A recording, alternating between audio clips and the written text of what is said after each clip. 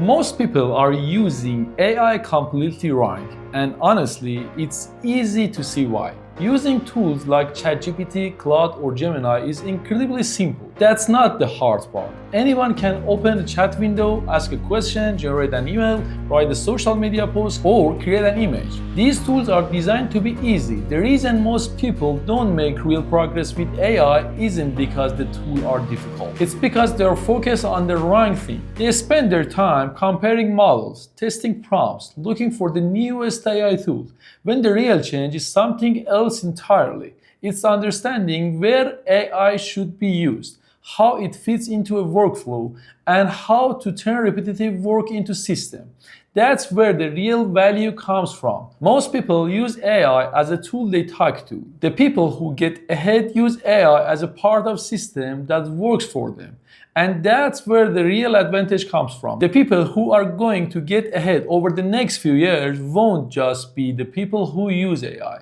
They'll be the people who build systems with AI. And honestly, that's probably the biggest reason I've been able to move faster than most people around me. A few years ago, if you want to grow a business, there were only two options: work more or hire more people. Today, there is a third option: build AI systems. And for me, that changed everything. The first thing you need to understand is this: AI is no longer just a chatbot.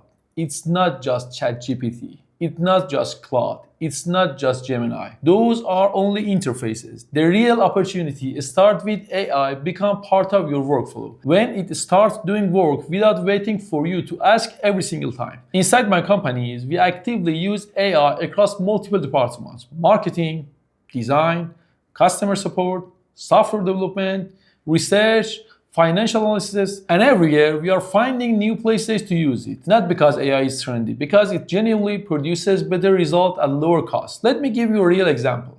For marketing, we built automated content system. In our case, they are powered by N8N, but you could use Make, Zapier, Custom Code, or whatever platform you prefer. The tool doesn't matter, the system matters. Here is what the workflow does. It analyzes competitors, checks trusted source, research a topic, create a content brief, write an article, generates images, optimizes for SEO, publish for the content, and reports performance automatically, without someone manually managing every step. The result? Our content production costs dropped dramatically, but more importantly, the quality actually improved. And that's the part people don't expect. Most people think AI means cheaper work. The real advantage is often better work. And here is the scary part. While you are doing a task for the 10th time this month, somebody else has already automated it, and they are spending their saved time improving their business, while you are still repeating the same process manually. Another example is design. Today, AI can help generate concepts, create layouts,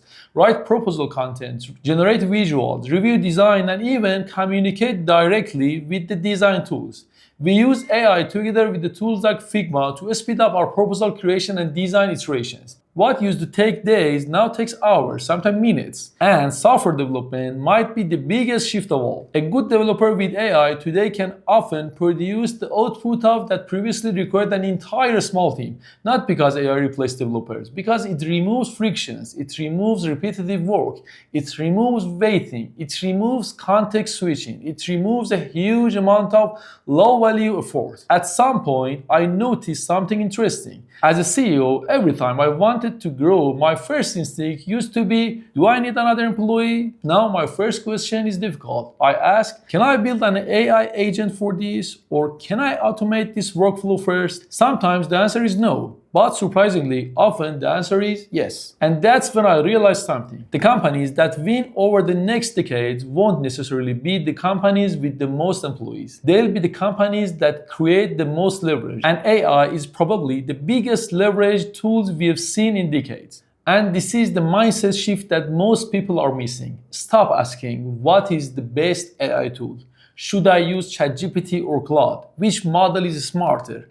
Those questions matter, but they are not the most important question. The better question is, what part of my work can become a system? What task repeats every day, every week, or every month?